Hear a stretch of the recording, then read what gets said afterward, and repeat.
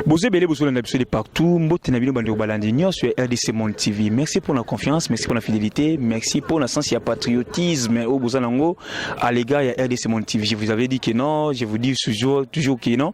RDC Monde, les Alibongo ASBL, les Alibongo Association sans but lucratif, où il y a bongo Kosungaba Congolais et belé à travers le monde. Alors, bon, moi, non, Congolais Zana Kasumbalé, ça, Congolais Zana Likasi, Congolais Zana Mujima, Yazana Kananga, Zana Chikapa, Azana Ba Congo, Azana Katiambanzangungu, Azana Katsalbumba. Bango nyonso wana basangani na RDC Monde po te batombola bongo ba projet ki bo moto congolais ba petites et moyennes entreprises ba petits commerces ba petites activités commerciales nyonso enzalité RDC Monde ende pour émeka un peu ko parler na ba situation politique et économique ya mboka na biso et sanksi ba congolais nyonso ozala wapi ozala na Fizi ozala soki na mboka ni na Uganda na kati ya Rwanda so oza congolais yebaki no l'office oza membre ya RDC Monde dont l'initiateur c'est l'honorable Eliezer Tambwempo Charma et la présidente c'est Maman Pauline Lumumba. Merci beaucoup encore. Nabino Batbozo toujours continuer à s'abonner massivement. Ça veut toujours que nous besoin de devoir mon kobo s'abonner massivement par exemple tu es nabino bablo rasika. Réalité c'est terrain. Vous savez toujours que nous on a RDC Monde TV tu es labino ndengeni mokona mboka zo sala ba activité na yi neni azo tonga mboka neni azo sala ba réalisation na yi nyonso nzeza ko buka na be erosion tozo zo pour tout la sabino que non misele za ko salema. Au dollar et mati eza ko mata mais kuna pe misele za ko salema. O boy na nyonso tozo pona bino Martin Fayulu sali boy Kabila sali boy to la sabiso to la sabino awa pourquoi parce que toza chaîne moko naître toza na pona bato nyonso ozana besoin na biso benga biso ba numéro za kana se wana to koyana mituna na bino pe to koyana aussi na ba préoccupation na bino so ozana invitation pour ça une émission benga pe biso wana to koyana lombangwa bande o balandi ya RDC Monde TV loto ane sen pour pona bino moko ya ba combattant moko ya ba défenseur du peuple ezabongo nani ezabongo David Ditunga mbote na ndeko mbote ndeko Rems boni santé santé za kitoko na ngolo nzambe boni coalition coalition coalition wa le comme ça toi santé mboka na coalition nga na bi constitution nga bi coalition te mais vous en coalition te na bi constitution na bi coalition te mais tout beto na masola coalition tout le monde a moko ya bino ya IDPS Tshisekedi sali pasi na ba combattant belé sali pasi na ba congolais belé et lokwana tondi makite melo to moniongo na visa ne biti zaki kwiti to aki na état normal votre ami votre collègue votre combattant de DPS na kombo ya fils mukoko na kati ya siège ya PPRD donné kilanga simbe lokola mwana mukie yo zali moi politique yo zali moi IDPS vous allez défenseur du peuple kotala été elembo wana komona mwana bino mboka fils mukoko ba ko simba lokola mwana mukie na kati ya permanence ya PPRD et sali ndenge nini pe présence ne kuna kina kuluka nini. Merci beaucoup mwana mboka na question tuninga et puis na CPN makasi lelo na ndenge pe oyaminga lisusu na émission nayo na miko na profiter ko pesa honorable député Eliezer Tambwe na PC mbote place azali pe na libotene mobimba mwana mboka il faut beloko moko o kenga na koloba na za défenseur c'est-à-dire que ya mabe na telemela kango ya malamu na betelango maboko il faut que à l'époque ya monsieur Kabila débauchage salama na UDPS c'est kala tu kozala UDPS bazwa bato nyonso tu ya maele ba débaucha bango UDPS c'est kala toujours kozala UDPS mwana mboka na ko poser question moko depuis malgré on parle de la coalition est-ce que koko yebisanga siège officiel ya cette coalition o tobi que nos siège ya coalition FCCK chez ça quelque part o que to kozala na référence na yango je crois que soto tamboli Congo mobimba ezalité oyebi tozali kosala ezali politique ce qui a fait tiens tu sais que dans Mulumba des grands temps politiques c'était que la consistance c'était que la considération c'était que la détermination c'était que la constance politique parce que abandaki ko bunda pona ko lakisa biso comment lutter contre les antivaleurs ezali pona intérêt na yemo côté ezali pona intérêt ya peuple congolais mais na politique so kozali maélete et que lobby batwa bien na tendance moko boy parce que au tigala komona te coalition et salama PPRD IDPS jamais parce que ceux qui coalition et salama IDPS PPRD on a que au monde et tienani Félix Antoine Tshisekedi qui est actuel président mboka na biso on a comme on peut un jour anyati na makolo ya CGA ya PPRD idem na monsieur Kabila pe anyati makolo na CGA ya IDPS na 11e mairie c'est pour vous dire que non ndeko yemoko ayebi déjà lolenge kana tracé déjà nzela na ye parce que na confiance soit bato ba pesa qui est na o ba déclaration to la considération oyo bato bapesa ki na oyo auti kosala ayebi ki auti déjà ko se salir pe ko kitsa crédibilité na ye moko ko assumer par responsabilité na ye parce que IDPS tout le monde peut quitter mais comme ils a parti de masse comme ils a état d'esprit comme ils a pyramide à renverser comme ils école de formation je vous dis mutako kokende ngape di tunga nako kende IDPS resta toujours IDPS mais tulingi un peu to yiba pambate ezape loko moko peso sala mwa pasi pour anizo sala mwa pasi parce que nto to mona mutuloko dunia kilanga na kata siège IDPS to ba remova mais to moni ali busula bo mona mboka na bino moko ba congolais belé bapsi so kino ezali pote ba pesi mwa poste na kata présidence wana wazo sala poste mwa $500 ya salaire nde pesi courage wana ke lelo kende yandima pepe adi baza penza na kata coalition na bino pepe adi baza ma parti à Makasi parce que va présenter PPAD va présenter siège va présenter aussi na ba acteur politique et belu ba na katuana. Oui moi na mboka na utolo banoboye. On parle de la coalition mais ceux qui ngano to tamboli Congo mobimba eza na siège moko te o ezali officialisé pour cette coalition FCC cash. Mais lorsque vous parlez d'un parti politique, moi je suis de l'IDPS. Un autre frère par rapport ya oya commettre na kasime ba responsabilité na ye oya kene ko luka ngana to sanin to yebite so ka kene na intérêt nini so engagé qui IDPS kuna siko non IDPS exact parti politique moko bien structuré na IDPS toza na hiérarchie na biso Jean-Marc Kabunda président AI de l'IDPS OK na CG nani CG na biso Augustin Kabuya o na Kasangol ba pesa kombo ya Kimpele Kimfumu donc miroir à Mokonzi soko OK na Ligue des jeunes parce que moi je fais partie des membres de la Ligue des jeunes de l'IDPS ezaya ko kamba na docteur Emani Dioko c'est-à-dire que na kata IDPS eza parti moko bien structuré soit que na cadre à titre individu on est allé IDPS ça langage que lui-même mais ayeba qui a gâché déjà na oya bandai ko viser sur la carrière politique na. Très bien, merci beaucoup bando balandi c'est mon le to connu tout na participer biso autozo belelo politique na émission biso to bengi bongo émission pression politique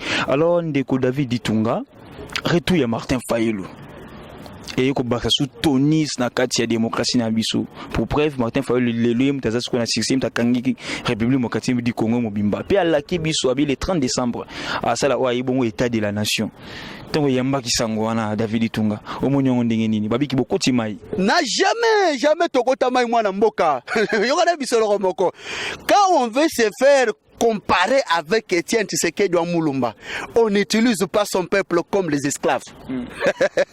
Madame Boka, quand on veut devenir un grand leader politique, on ne le devient pas suite à une plateforme électorale. Ouais, ben l'élection c'est le qui n'en déjà. Mais IDPS, Etienne, IDPS, étant que grand parti politique, ne pèse sa force n'Etienne Tshisekedi wa Mulumba, ne esala na Fachi Beton lelo, azala président de la République démocratique du Congo. Wana mboka nazwe bisayo politique a motema mabe futakate. Et le quoi na lobaka ngo metwa Etienne Tshisekedi wa Mulumba l'accès biso politique ya motema mabete. Etienne Tshisekedi wa Mulumba l'accès biso politique esclavagisme te.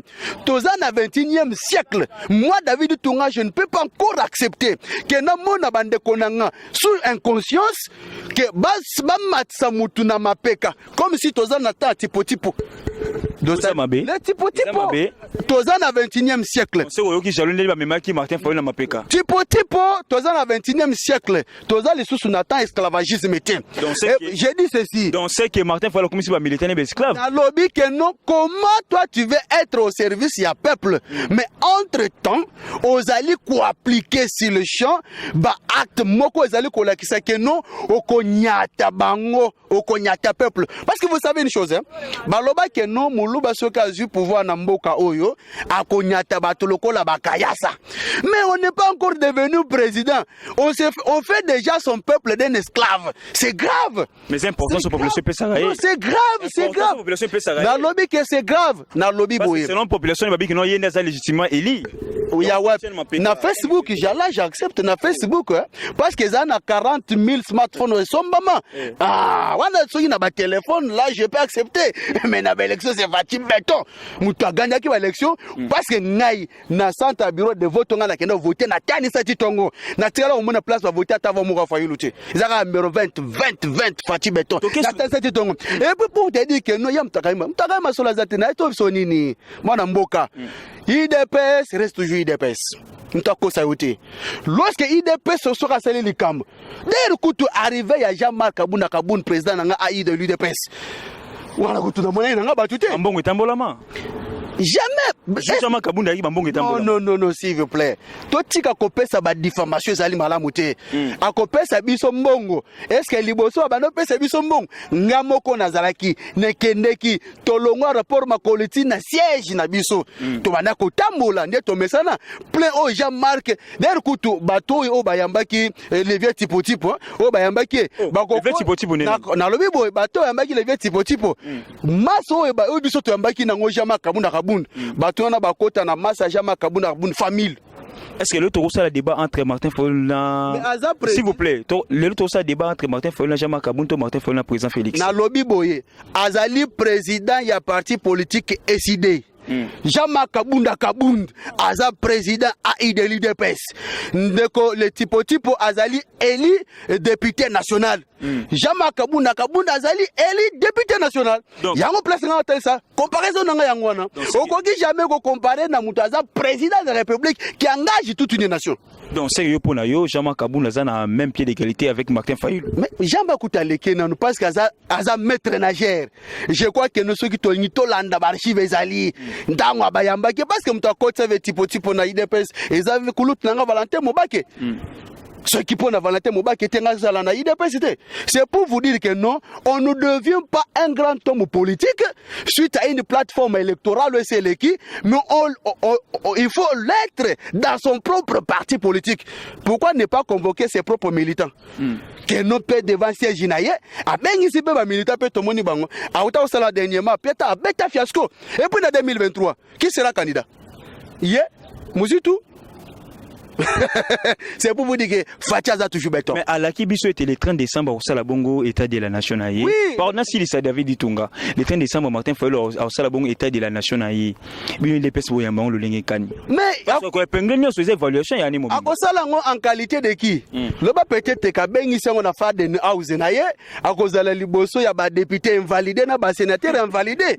Ou parce que le président de la République a outil qu'on sala discours devant le Congrès, devant bateau. Le peuple a poni atini bango pe bende ba kende ko vrai yesko ko pesa yango akopesa yango e ba banani mona mboka totika distraction mona mboka Congo peuple congolais lois un espoir parce que Maïfati Beto azali ko sala azali ko pesa sengo na peuple congolais le lot tozana gratuité de l'enseignement tant tozo ko en 2021 gratuité en santé ça dit que notre toza na posa ba distraction te to na posa mboka na biso kende liboso ba jeune tal tanga beta discours maki otuninga ngote tala discours tanga beta devant Congrès, trop de promesses. Pas trop de promesses. Trop de promesses. Pas trop de promesses. C'est-à-dire fatigue. Et puis Christian Bosemoutou a dit que non, déjà 914 promesses déjà présentes pour la salle. Non.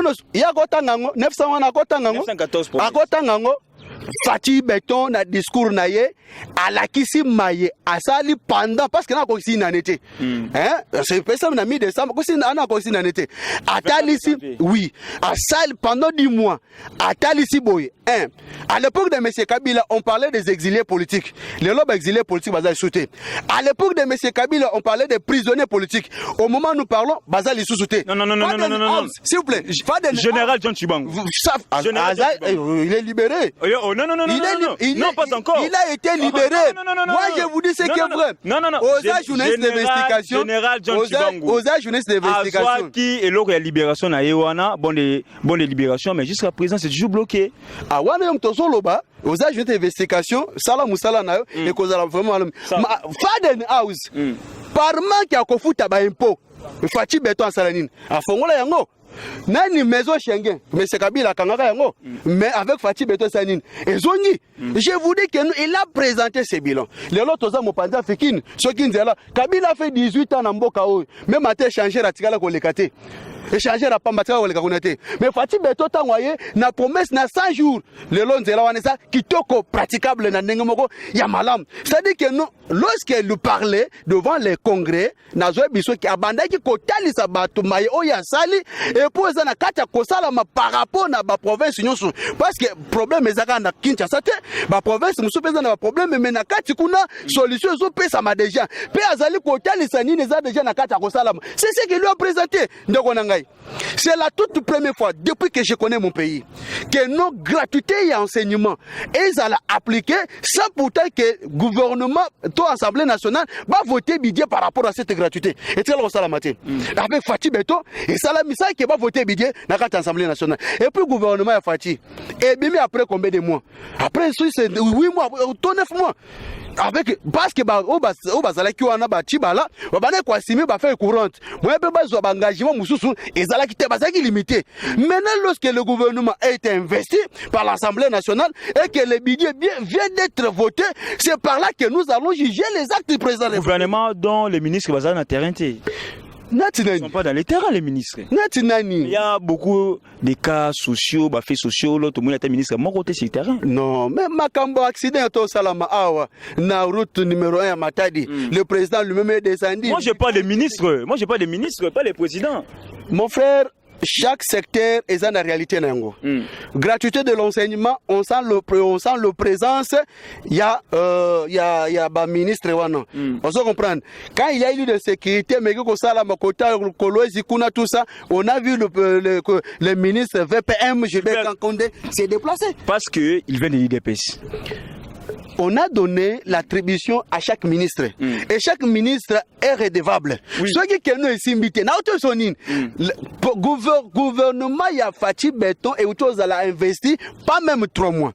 Et puis budget autres à voté pas même 3 mois. Bon. Attendons voir 2020 parce qu'à l'objet 2020 ils ont en action. Alors, supposons que tu continues toujours à lire Oyo là, s'il vous plaît, à lire Oyo là où les ministres va s'y terrain. Est-ce que il y aura aussi probabilité que nous remanier Salema? Oui, pourquoi pas?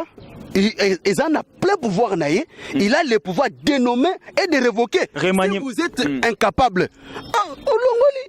Remaniement on a toujours. C'est par rapport à la coalition ou à Pessi Combo tout est là automatique. D'accord. Si peut-être moi je présente les émissions avec vous, je parle au nom de la Constitution. Parce que ces gens dont vous me parlez de la coalition, elles veulent diriger ce pays, n'a comme la coalition, tout en piétinant sur la Constitution. Or c'est ce que moi David Itunga, je ne permettrai jamais. Je ne permettrai jamais parce que il y a des gens, de certains ministres qui se comportent au lieu de respecter la Constitution, mais on va se référer à la coalition. C'est notre problème. Voilà. Même moi maintenant, je ne permettrai pas à ces ministres-là. Parce que le gouvernement a investi et puis a voté budget. Je crois que 2020, moi, tu me connais très bien. Ministre Wakobanda Kouevre en 2020, n'est-ce pas la coalition, au lieu de respecter la Constitution et puis respecter l'attribution, il y a un homme Moutouana. Parce que nous sommes défenseurs. Pour la Kabisoti, qui est ministre au Mekakosala, la base terrain. Là, c'est le président Jean Makaboun qui avait promis ça, jouer le verset à IDPS, je crois, 37 ans comme ça. Mais jusqu'à présent, on voit aucune manifestation sur le terrain par rapport d'abord à l'évolution au gouvernement, au dos sentir que notre président, ça va venir, c'est faible sur le terrain. Moi, je tout le monde est le côté. C'est-à-dire que ceux qui tout le monde a que loco, le président a dit d'appliquer l'article 43 où ils allaient garantir la gratuité de l'enseignement de la base. Mais ceux qui Nyamungabo, nani oya oui liba konga pardon, ceux qui Yaboyaki qui a s'opposé à qui, je crois que ngoko mungonga IDPS. Voilà, lorsque le président garantit son peuple et que total yo ministre boy au lobby que wana loko ezoke na intérêt peuple ngana vandeli yango wana ekosimbate sikoyo tobetemo masolo ebele oyo bayike bakongole babengaka biso bayebisaka biso bauta memi poto babina biso boyi. Pourquoi à chaque discours du chef de l'État ezala awa to na libana mboka il faut toujours rendre hommage à M. Kabila? Pourquoi et ça bakongole ebele passe à chaque discours to awa na kasa mboka to libana mboka M. Kabila ni chef de l'État ezanga raté pour rendre hommage. Merci beaucoup. Nako kende pas 4 chemins sans que M. Kabila passation civilisée, il n'a pas Salama na Mogoté. Nous devons nous dire la vérité en face. Parce que pour passation Salama, il a fallu qu'il ait un sortant avec un entrant. C'est pas. Est-ce que oh y a lobby? Et ça le coûte? Est-ce que ça le coûte? Et ça le coûte? Ce qui peut-être que nous Kabila passe à passer qui passation civilisée na fatité. So fatité comme président de Nini. Parce que biso tosime mandu kité. IDPS toza parti non violent. Tosime mandu kité. Ce que zandeni. parce qu'Akoufa qui pétait, Kabila est en vie, il a fallu qu'il ait passation. Geste wana, il faut être reconnaissant dans la vie par rapport à la geste, tout en respectant la constitution. Parce que Kabila n'est plus président, parce que la constitution, plus question, pas question, il y a qu'à briguer 3e mandat. Très bien. Bon, vous avez belé, vous avez partout, na RDC Monde TV, merci pour la confiance, merci pour la fidélité, vous s'abonnez massivement, bon, Moni Bongo, David Itunga, Naïto, Salabon, analyse, Yamboka, politique Yamboka, la démocratie, il faut tout sentir Yango. La politique, il faut les apprendre à Congolais nyoso. La justice, il faut les apprendre à Congolais nyoso. Mais là, nous constaté à Katamboka Nabiso, ngai na yo, to répondre toujours na ces mitema. Mais tout si c'est mission Nabiso, na moi motuna oyo, David Itunga, le to Moni Bongo, moi na ya German Moïse Katumbi a commis député national na kati ya Mboka Zambie. Ce que ça na mo eloko mo zo déranger ba Congolais belé. Azali Zambien, to papa na ye.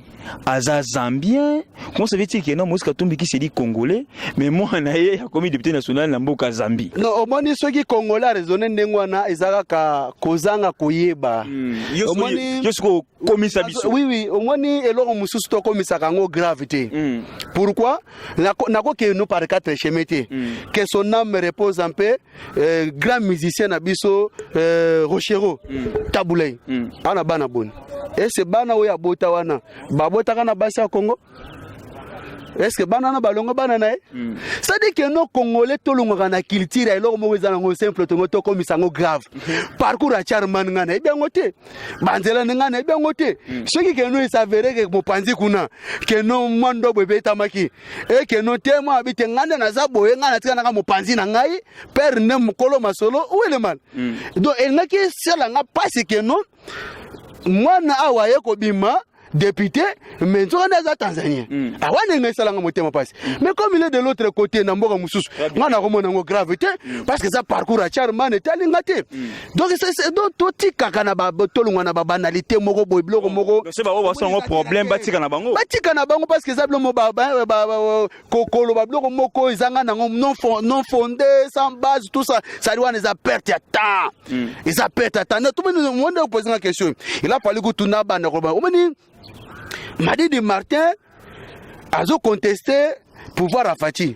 Mais pour qu'on a présenté bilan, il y a tipo. Pendant 10 mois. Il y a Liboso. A Kenda contesté l'élection à Fati Béton à la Cour constitutionnelle. Batuna il a qui sa PV, à la qui sa yangote. Parce que Tomi tout dans la question, 62% de le baron et outa par quelle magie. Yami Balé. Abengisa Kagame aya ko soutenir ao. À la veille arrivé à Kagame, aboy annulé voyage ne Kagame atikala koyate. Yamisa tu akenda kofunda Fati na Union africaine. Au contraire, Union africaine tango bengisa Fati, ba vote ba nommé deuxième vice-président ya Union africaine. Yamine akenda kofunda nani Fati na Union européenne. Oyebi Mark Hammer na Pompeo Adnani George Pompeo Balobanine, c'est un homme qui n'a pas la maturité politique et incapable d'accepter sa défaite ou azali qualité au détriment il y a peuple congolais. À la fin ayeko yebisa kofinga Union africaine na Union européenne keza ba organisation moko inutile. Et puis ayeko lobake no Mark Hammer aza directeur de marketing, il y a président fait Félix ayeko traiter les sous Adrien o ya français que non aza Kignol. Abosani ke tango fundi Fati Béton na Union européenne nde tango France azo atindi Adrien pour te renforcer coopération entre République démocratique du Congo et la France. Allemagne peut évanditer et bengisi Fati Béton. Bambo kanyon so ansanini évandisi Fati Béton. Mais pas aussi tourner na poto. Oui, mais tourner wana tango akei. Amoni ke simité fiasco, il n'a jamais été reçu par un cadre diplomate. Ya bambo kanyon so to atamboli. Amoni ke Simbi Nangote, abandi ko se distraire na bangwanda, abandi ko distraire na babokechu, Mais comment vous pouvez imaginer que tous en la République démocratique du Congo, mais soi-disant militaire naïe, bazali na ba drapeau ya Zaïre, mais entre-temps na ba poche na bango, bazali na passeport congolais. Est-ce que vous pouvez imaginer les mentalités des Congolais? Tous en sous na Zaïre, tous en la République démocratique du Congo, taba me maquille na tipo élevé tipo. Tala kiti, tala tisi, Zaïre couleur nini. Ya Zaïre non, on n'a pas besoin de faire reculer le pays en arrière. Le pays est déjà en avant. C'est-à-dire que Mbokeza déjà kokende. C'est pour vous dire que non, le peuple congolais n'a plus besoin de la distraction.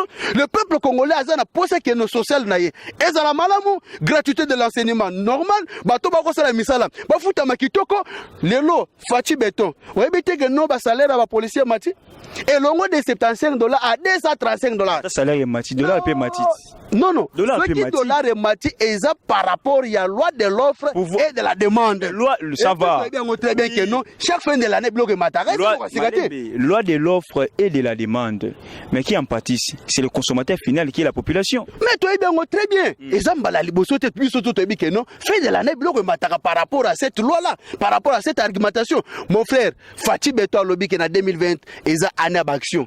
Soyez que Fatih Beto en 2020, à salle d'action, tu as comme opposant à y. Vous savez que vous avez de partout, tu as commis un souk à émission habituelle. David Itunga, au tali caméra, n'a pas beaucoup c'est, au Pessimon, on a ban sur bazo kota la yo à travers le monde na RDC Monde TV.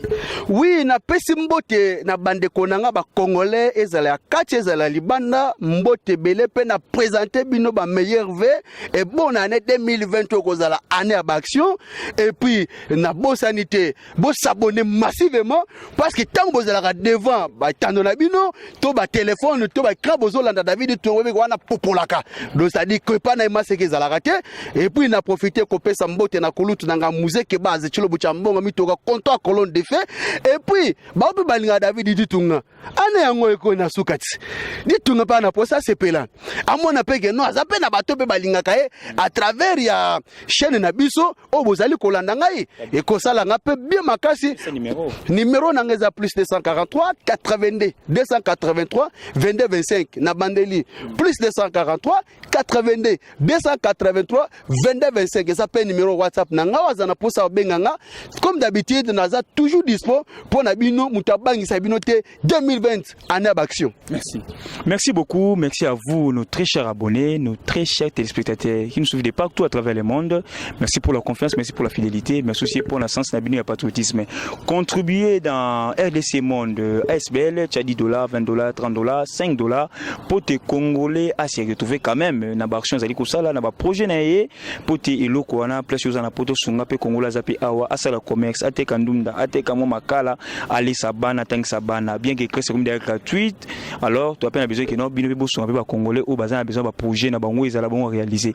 Merci beaucoup à maman Pauline Lumumba depuis Genève, merci aussi à tonton Peki, pourquoi pas à Gaylor Kaza dynastie ma caméra. Quant à moi Rems moi je veux dire un grand merci mais bobo ça n'a été pour s'abonner ni à David Tunga Toloba. C'est plus simple. Regarde place comme s'abonner en rouge au cliquer et pour qu'il na toute place clochette moizali au cliquer pe pour savoir information sur RDC Monde TV ce qui émission Koti et ça là au signal pour moi qui non l'émission c'est au quota du jour au lendemain. Merci, restez branchés sur RDC Monde. Bye, à la prochaine. Ndeko ya Congo tunanga nini tala occasion oyo bapesi yo Congolais nyonso bona kotonga mboka na yo yango yo RDC Monde ezali association oyo esalami na bana mboka ezali sans but lucratif pe apolitique nyonso pona kosensibiliser ba Congolais tout oyo bazalaka libanda ya mboka pe oyo bazalaka awa na mboka pona kocontribuer pona kotonga mboka na biso na $10 ya pamba to plus que $10 o participer na reconstruction ya mboka avec association RDC Monde oyo ezali na ba objectif ya kitoko pona kotonga mboka oyo surtout kosunga ba orphelin encadrement ba jeune pe misusu na $10 ya pamba to plus que $10 otongi mboka na yo elongo na association RDC Monde.